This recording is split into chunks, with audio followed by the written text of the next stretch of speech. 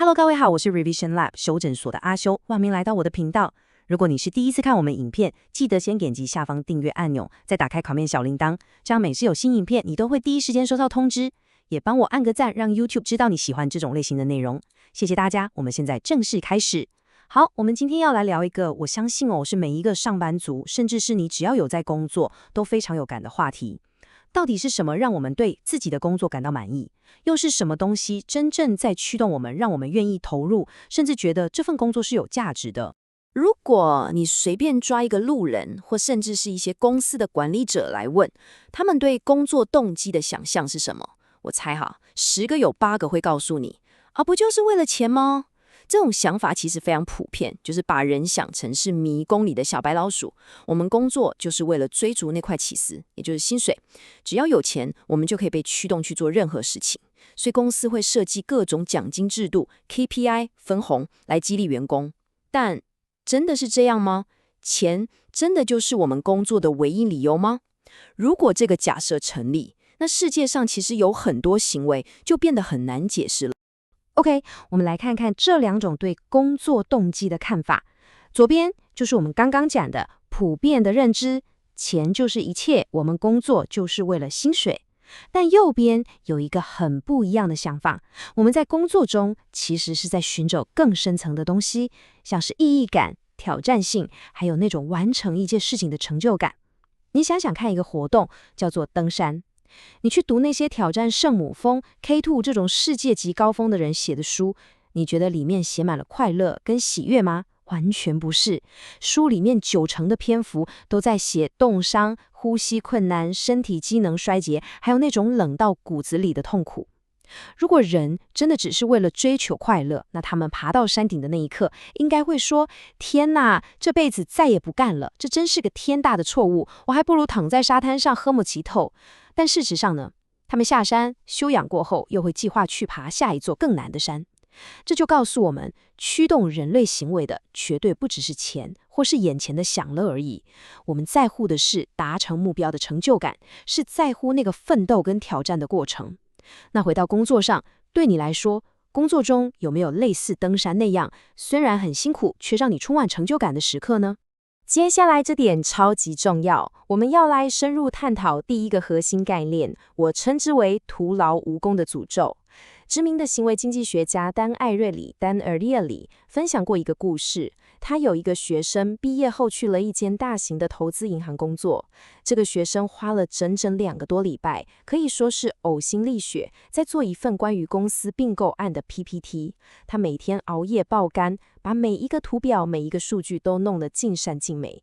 就在要交件的前一天，他兴奋地把档案寄给老板，结果老板秒回一封信说：PPT 做得不错，但那个并购案我们取消了。这个学生在一瞬间陷入了极度的沮丧。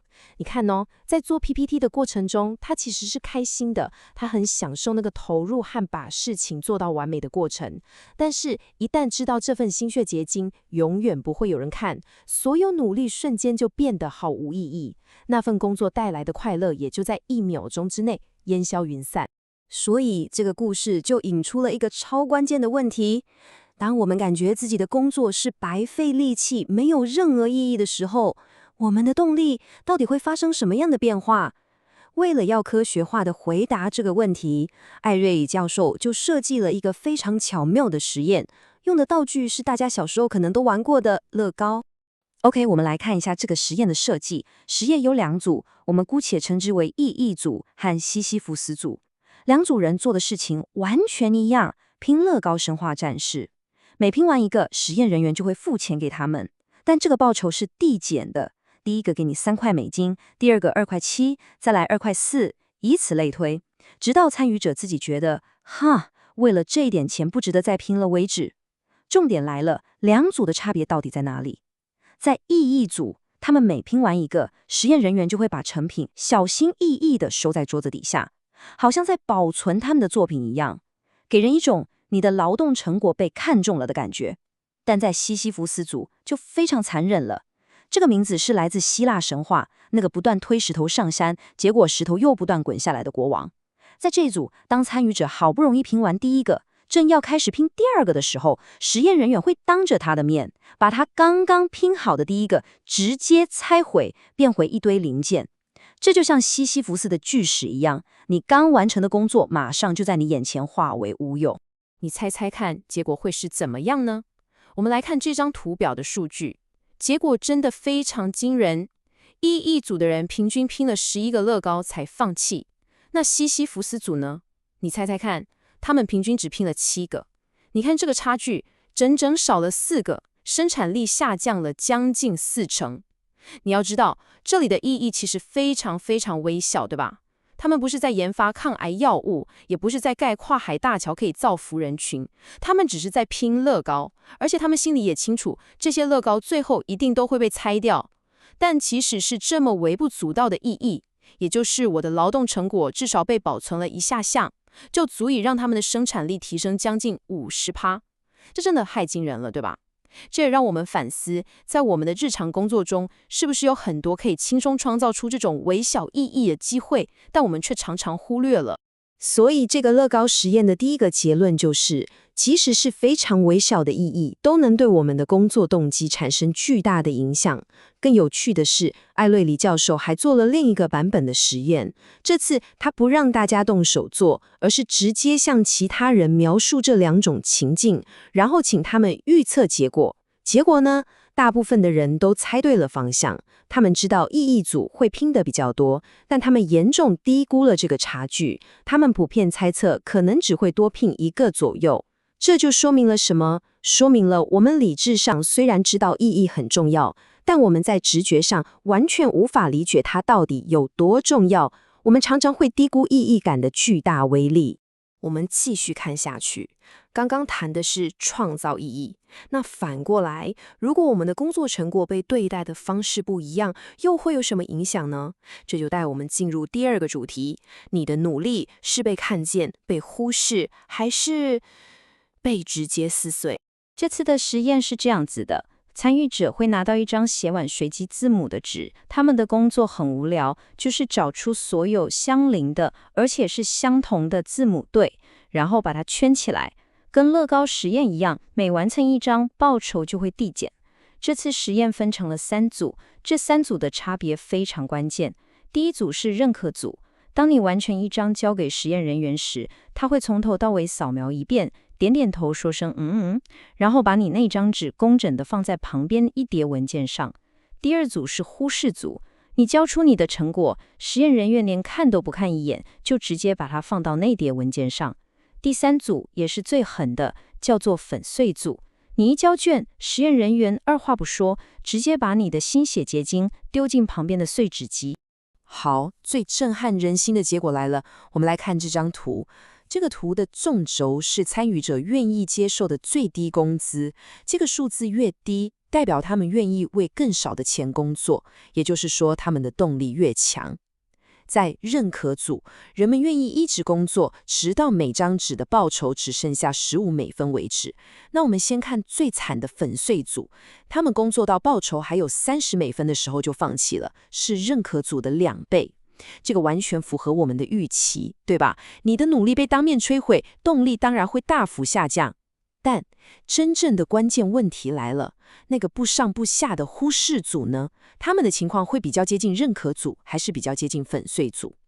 结果是，他们几乎跟粉碎组一模一样，他们在报酬还有29美分的时候就放弃了。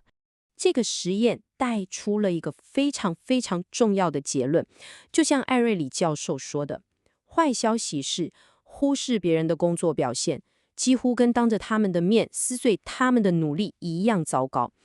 这句话真的值得所有主管、所有管理者把它裱框起来挂在办公室。你以为你只是没空看员工的报告，你只是把信件标为已读，但对员工来说呢，那种感觉跟你把他辛辛苦苦写的报告直接丢进碎纸机，感受上几乎没有差别。摧毁一个人的工作动机，原来是这么简单的一件事。而且，这不仅仅适用于主管对下属，在同事之间、团队合作中也是一样的道理。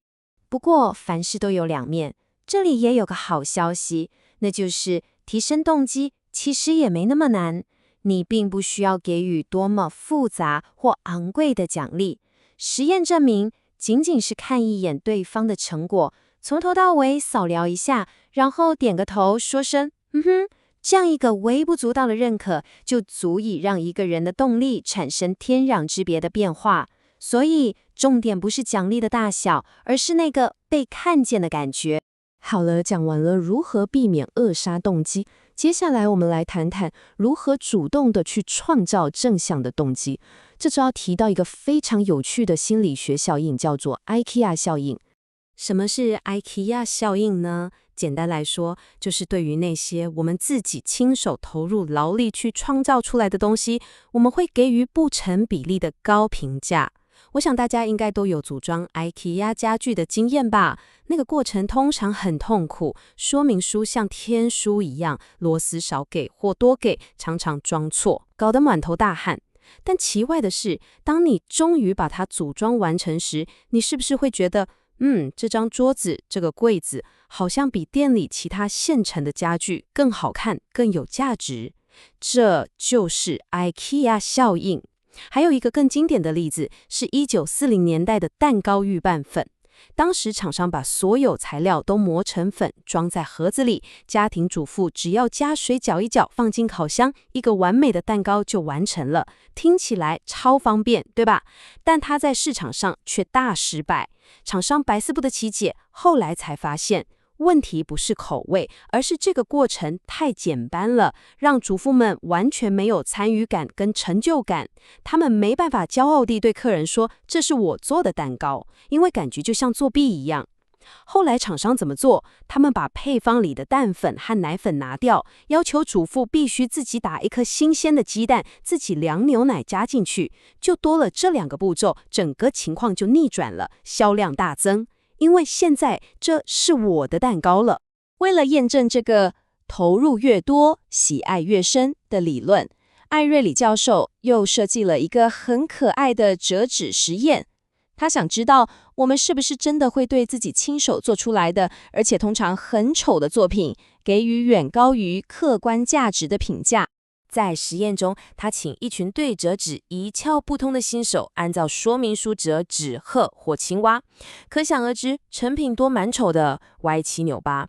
然后他问这些创作者愿意花多少钱买回自己的作品，同时他也请另一群没有参与制作的旁观者来客观地为这些作品估价。结果你猜怎么着？创作者们平均愿意付出的价值是旁观者估价的整整5倍。我们真的会爱上自己亲手创造的东西，哪怕它在别人眼里可能一文不值。实验还没完，接下来的部分更精彩。他们把实验难度升级了。在第2轮，他们把折纸说明书上的图示给拿掉，只剩下文字，让制作过程变得更加困难，更耗费心力。结果呢？想当然，这次折出来的作品比第1次的更丑了。但神奇的事情发生了，对于这些更丑的作品，创作者们，也就是那些投入了更多心力的人，他们对自己作品的爱不减反增，他们愿意出更高的价格买回它。但对于旁观者来说呢，他们觉得这些作品更丑了，所以给的估价甚至比第1次还低。这完美证明了 IKEA 效应的核心。我们投入的劳动越多，我们对成果的依恋和评价就越高。这其实就像我们对待自己的孩子一样，他们之所以对我们如此珍贵，不只是因为他们有多可爱或多聪明，更是因为我们在他们身上投入了无数的时间、心力和情感。好了，我们来简单整理一下刚刚的内容。我们谈了意义感、被看见的重要性，还有投入劳力所带来的依恋感。现在我们要将这些实验的发现整合起来，从一个更高的层次去重新思考现代工作模式的本质。关于劳动这件事，历史上有2位思想巨擘提出了截然不同的看法。一边是经济学之父亚当·斯密，他在《国富论》中以大头针工厂为例，主张分工是提升效率的关键，把制作大头针的10几个步骤分给10几个人做，每个只做1个动作，产量会远远高于每个人都从头做到位哦。这个思想可以说是整个工业革命的核心，一切以效率为最高指导原则。另一边是卡尔马克思，他提出了劳动异化的概念。他认为，当工人的工作被切成无数个微小、重复、没有意义的片段时，他会与自己的劳动成果产生疏离感，这会扼杀人的精神与创造力。如果你一个人做完整个大头针，你会在意这根针；但如果你每天只负责把针头磨尖那一步，你可能就对这份工作毫无感觉了。那么，在21世纪的今天，11的理论更适用呢？我认为，在工业革命时代，在那个追求大量生产的年代，亚当·斯密的效率模型无疑是正确的。但在我们现在所处的知识经济时代，马克思的观点可能更有道理。为什么？因为现在的工作不再只是重复性的劳动，我们需要的是员工的创意、投入、连结感，以及他们在下班后、在洗澡的时候，都还愿意去思考工作上的问题。这些东西是无法用亚当·斯密的效率模型来衡量的。当工作需要思考、需要自主决策、需要热情时，意义感就远比单纯的效率来得更重要。甚至可以说，意义感本身就是一种更高级的效率。所以，真正能驱动我们在工作中追求卓越的，绝对不只是那份薪水，而是像我们看到的工作的意义感、亲手创造的乐趣、克服挑战的过程、对成果的所有权、这份工作所带来的身份认同，以及完成工作后发自内心的自豪感。这些才是深层的、能够长久持续的动力来源。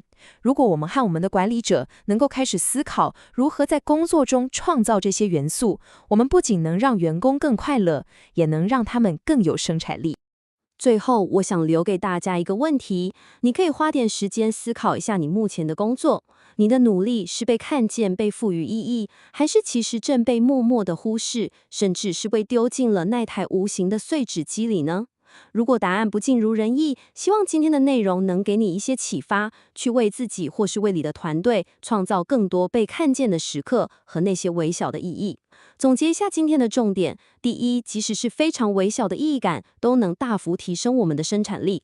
第二，摧毁动机非常简单，忽视跟直接摧毁的杀伤力几乎一样大，但提升动机也很简单，一个简单的认可就够了。第三，我们对自己投入心力创造出来的东西，会产生更深的喜爱与更高的评价，这就是 IKEA 效应。今天的内容就到这边，如果你觉得这集有帮助，记得马上点赞加订阅加开启小铃铛，我们正在冲订阅，需要你的支持。我是阿修，我们下次见，拜拜。